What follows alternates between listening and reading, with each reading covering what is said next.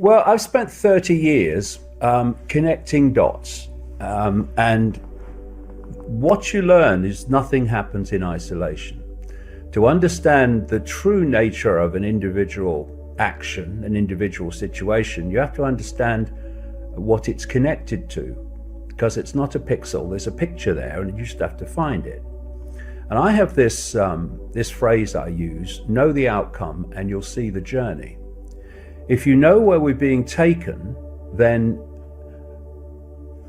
the steps and the changes and the events that are leading to that outcome become very clear. See, I can see where this is going. But if you don't know the outcome, then those same happenings appear to be completely random and have no pattern. So what is going on? Oh, it's just this Assange bloke. He's been arrested for running away to the Ecuadorian embassy, and he was doing something the Americans don't like, so they want to extradite him and all that stuff. And it seems to be a single event. It's not. We go back to know the outcome and you'll see the journey. What is the outcome? The outcome that we're being taken to, which brings in so many other dots of topical current interest and happening, is to a position where no one will ever see anything or hear anything that is not officially approved. That's the goal. Now, what we're seeing is the movement towards that. And of course, the Silicon Valley hysteria of censorship is taking us towards that so fast, day after day after day, whereby anything outside of the official narrative is now hate speech, fake news, and any other label that they come up with, and there'll be many others. And of course, within that concept of only seeing and hearing whatever the authority wants you to see and hear, we then see why freedom of speech in general is being targeted. In everywhere you look, it's being targeted. Because if freedom of speech survives in any form, they can never reach the point where they can control everything that people see and hear, because free speech can challenge it. So that's why free speech is being targeted on the scale it is. So then you look at what Assange has done with WikiLeaks.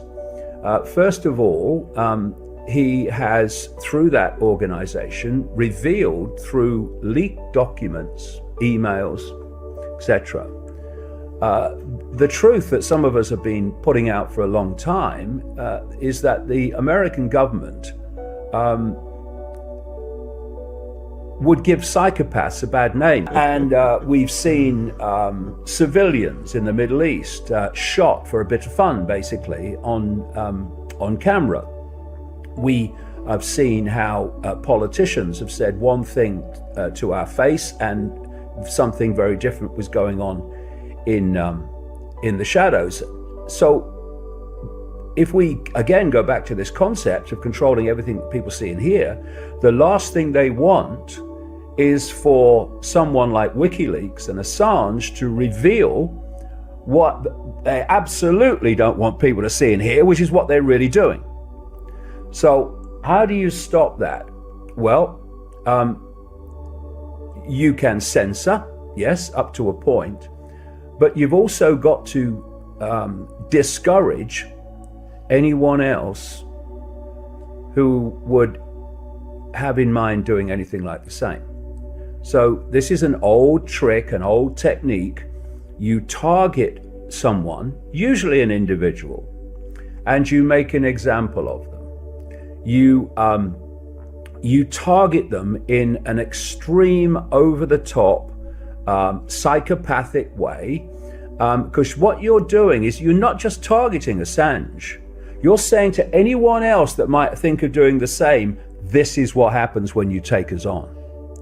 And so there's many elements of what the old Assange story is, but that is absolutely prime, which is terrifying anyone else going down the same road.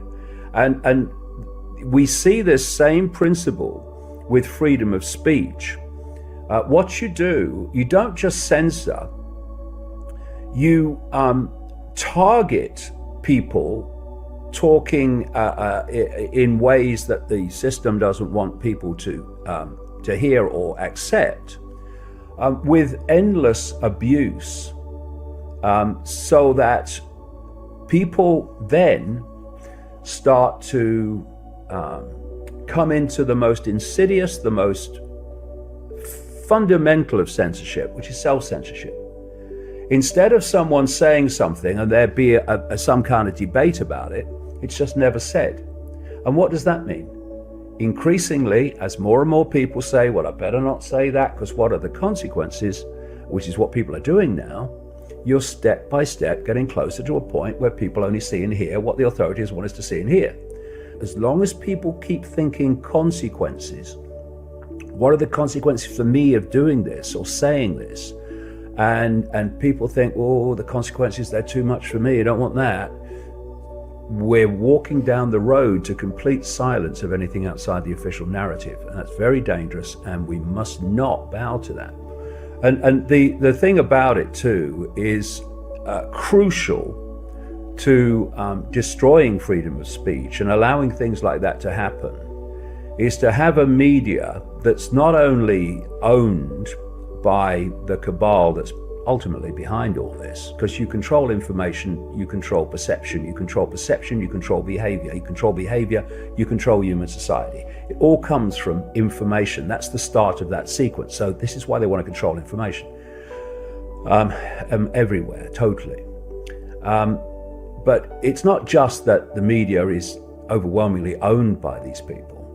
It's that what people bravely call themselves journalists, who actually have the nerve, the audacity to put journalist on their tax form, they have backbones that start vibrating at the very thought of taking on the system. And so instead of standing up in unity for their own freedom of speech, which is obviously all tied in to what they're doing to Assange, what they're doing to him could equally be applied to any news organization or any journalist, because proper journalists basically do the same. They uncover what the authorities don't want uncovered. That's the real foundation of a journalist, telling the public what the public wouldn't otherwise hear. Instead, we have a journalistic profession that tells the public what the system and the authorities want them to hear, which is the very inversion of journalism. But even from that perspective, the extreme of potential consequences for mainstream journalism, what survives of it, of what they're doing to Assange, even that has not rallied them to stand up and say, we're not having this. Because in the end, journalism, and I worked in journalism, mainstream journalism for a long time in newspapers and radio and television. In the end, what motivates most journalists is not the pursuit of truth and the exposure of deceit and the abuse of power. It is, I've got a mortgage to pay. That's the motivation. So it's like, oh, well, if I cross the line, I might lose my job and well, you know, I've got a mortgage to pay. But what these journalists don't realize is while their backbones vibrate and they sit pondering over the next mortgage payment, their very profession is being dismantled. And what is happening to Assange is part of that dismantling of that profession. We are, I saw some figures the other day about the number of journalists who are losing their jobs around the world because all the information is now being put onto the internet. Newspapers are going out of business. Newspapers are going out of business. The television stations are vastly losing audiences, and it's moving on to the internet. It's moving on the internet systematically for a very simple reason. Once you get information on the internet, you can algorithmically censor it without any human input once the codes are in there. That's what it's being done for. Why have they created monopolistic organizations like Google with the search engine and Facebook and these others to be the very focus of the communication of information? Because that's the way they're going to control it totally. You know, the algorithms that don't just delete a post when it's posted, but stop it being posted. That's where it's very close to going. And so you put all this together, and Assange is a very significant element in all that. And the journalists look on and they say, I've got to pay my mortgage on Thursday. Truth? Got to pay me mortgage on Thursday, and that's how it goes. That's how it goes.